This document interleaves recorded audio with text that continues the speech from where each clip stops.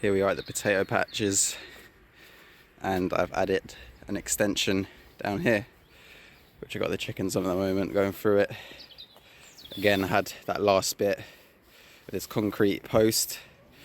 I knew that was down there for ages because I did eventually want to extend this one, and it perfectly fit the distance I had to cut out, because I kind of forgot that I was going to add that in there.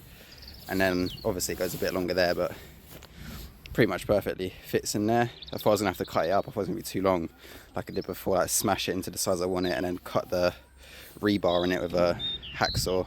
Because last time I tried to cut the rebar, I didn't even think that there would be metal inside of it, but there was, and all I could find to cut it was half of a blade off of a hacksaw. So I literally had to hold it with my hand either side and just go for it. It was about 10 minutes of just sitting there scraping back and forth with this tiny bit of cut off hacksaw blade.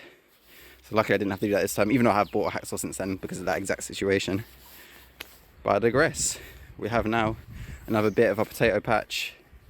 I mean, preferably if we didn't have that compost bin now, I would have done another one on the end of that too, but yeah, maybe I'll just have to put one somewhere else in the future. But there we go. It has been extended. Here we have all the bamboo that I cut down from here. I just spent the other day stripping it all off, filled up like 3 bags. These ones with all the offcuts from it, obviously have all the leaves on the side of it, so I went through all of that. And there was actually a lot, even though there doesn't look like there's that many bamboo sticks there, the amount of leaves that you get off of them is pretty crazy. So they'll probably come in handy in the future, so I kept them. They just look like a bunch of long wands from Harry Potter or some shit. And we have Kim, who's always the one who goes the longest for the worms. She is a worm fiend. I mean, they all are, but her to the max. We have all our garlic coming through nicely. The solvent whites took like an extra 3 weeks for them to start coming out the top of the soil, so I thought they were duds at first, but obviously things just grow at different rates and at different times of the year, so they came out later. And now we've got loads.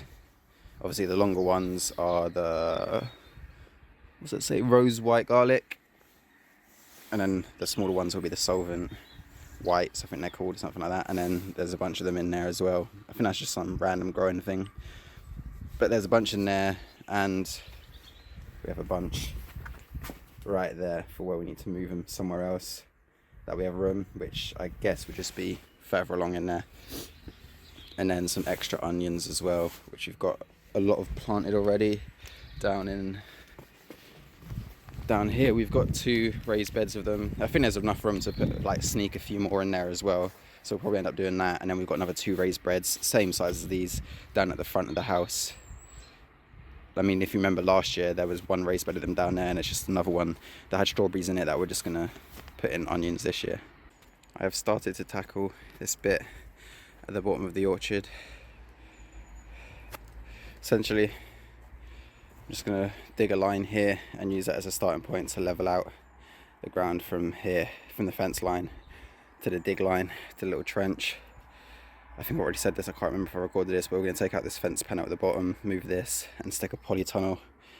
I mean, I don't know if it's going to be this big or not, but I'm going to dig it regardless, up to this tree, up to that fence, and then a width from the trench to the fence. Okay, I dug a bit more of the trench and sort of spread out the remaining dirt across the floor. But as I was going to carry on, I thought, you know what, might as well just take this fence down now.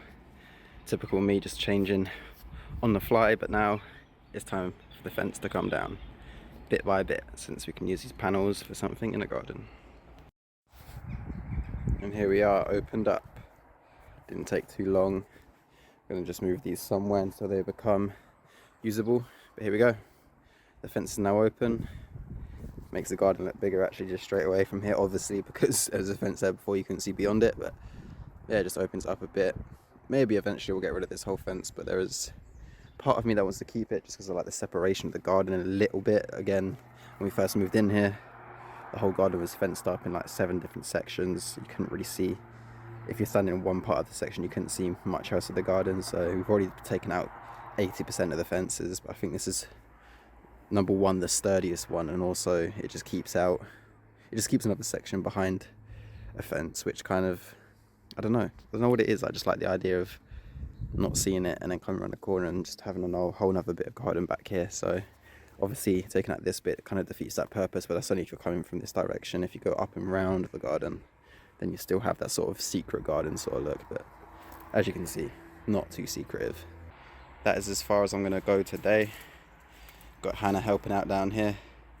The other three buggered off up there not too long ago, so I'm probably have to go check they're not eating some of our seedlings. We've got a good distance through this. If I get down, you can probably still see a bit of slopage. So yeah, I won't have to go too deep. Probably won't have to go any deeper than it is here. And if I just level that out and bring all the dirt back this way, then things will be well on their way. Because soon we can have our polytunnel in. And that's one of the last sort of big things we need to add to the garden for the foreseeable future anyway. I mean, obviously eventually we're going to get some more stuff. But yeah, no, it looks good now that this is done. Probably going to have to build up another one of them little brick walls, but at least here it'll only be maximum 2, because obviously I'll probably just use smaller rocks than the ones, as you can see down there, I'm using for the cabin patch. I'll only have to do 1 or 2 layers. But the polytunnel will pretty much block it off anyway, but it's more just for the look. As you can see over here, this is how far we've got on this one. I've just been doing it incrementally, I haven't been sort of smashing it out like I did on the last wall. But when it gets nearer the end, that's normally when I pick up and I just want to get it done with. But it's just annoying, whereas the old one I had so many rocks that were like the perfect size, I didn't have to really look through them too much. Whereas these, it's like, to keep the level and the thickness of the rocks and so on, it's actually been quite hard, and I have to just keep going through loads of stones, putting them up there, taking them off, going around the garden trying to find more, because all of these look good from here, but when you actually put them up on there, they don't fit as how you want them. So this is where we're at the moment. Obviously there'll only be one more layer on top, which I'm going to try and save all these sort of long finish ones like this and like that one there. I need to drop that so you can actually see where I'm pointing. Yeah, so like this one here, this one there, that one there. So they're all quite long and quite thin when you put them on their side, so it'll be perfect for that top layer. But I still need to find more of them, even though I know around the garden there are more, because I can think of in my head where I see certain ones that I'm like, that would be perfect for this spot. But yeah, this will soon be the polytunnel area. The big stone wall is now complete. Took a lot longer than I expected, just because trying to get the right size rocks that would actually keep a nice line, and that weren't too high. And I mean, obviously here in the middle you can see these two sort of come up a bit, but a lot of them, they would be like the perfect size in one way, but then they'd be too high or too long, or yeah, so I'd have to get the old sledgehammer out and try and break off parts of them, which worked a lot of the time. Sledgehammer over there, it worked a lot of the time, but then sometimes you'll be trying to chip off one bit and then the whole thing would just split in half, and you have like a really nice rock, like kind of like over here. And I try and take a little bit off, and then, well, this one you can see I was doing a bit more, but some of them would just literally split in half. So yeah, it's been quite annoying doing that. It would have been a lot quicker if I just had all the right sized stones, but obviously it's not going to work like that. The biggest one here in the middle was nice, that took up a lot of room. It's just a bit of a pain trying to carry that about, but now it looks pretty cool. I'm not going to do the sides, I just thought it's pretty low, and then I have to actually dig out further, because if I was to do the stones here without digging the width further on, then it would take up too much room coming in, because the rocks obviously protrude outwards. So either I just leave it, or I have to like cut off more off the edges to put the stones in, so we don't lose room either side on the raised beds. Well, not raised beds, just floor patches, I guess you want to call it. But I'm just going to give them a quick wash over now, get the old brush it off, and then pour water over it. And there is the freshly scrubbed wall. A lot of water had to be poured over it, obviously, after I scrub it, to just rub off, wash off all the mud. So that's why it's sort of flooding down here. And it just started to rain as I started doing this.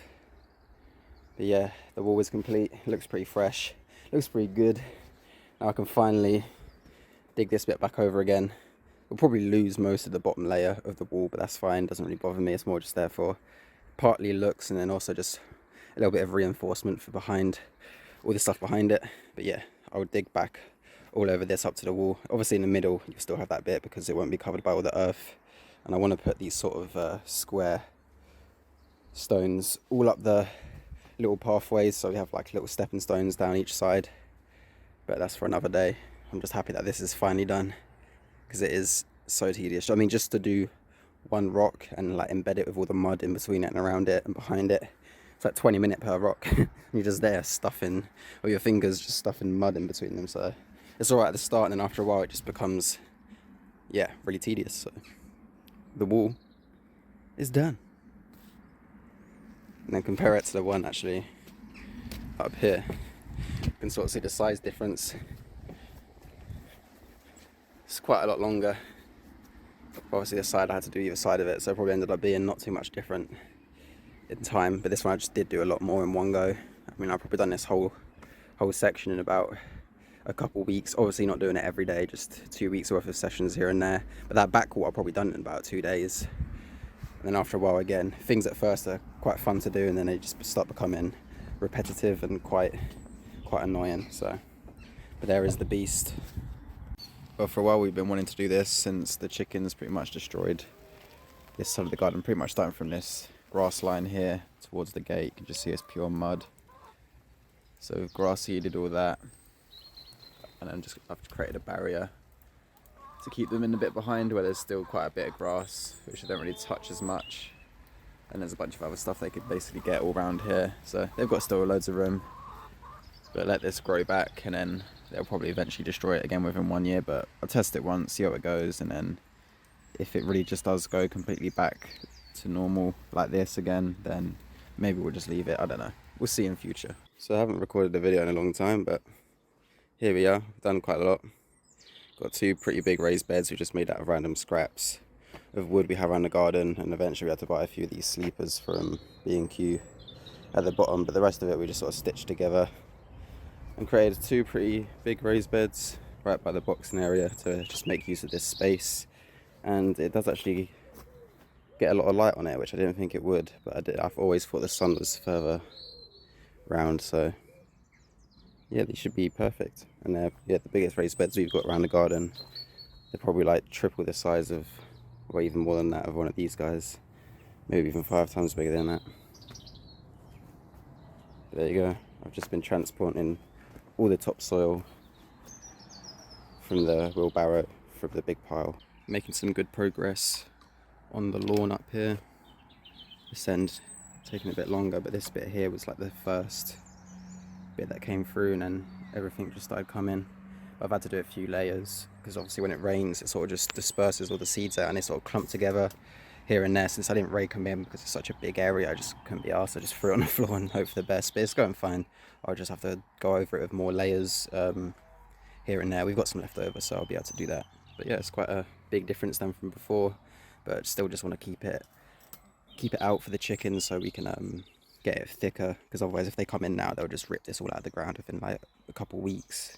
But we want it to get thicker and more sturdy, so hopefully, I mean, the bit over the other side wasn't too bad. Maybe the last 6 foot before the fence wasn't too bad, but before that it was pretty much just mud the whole way.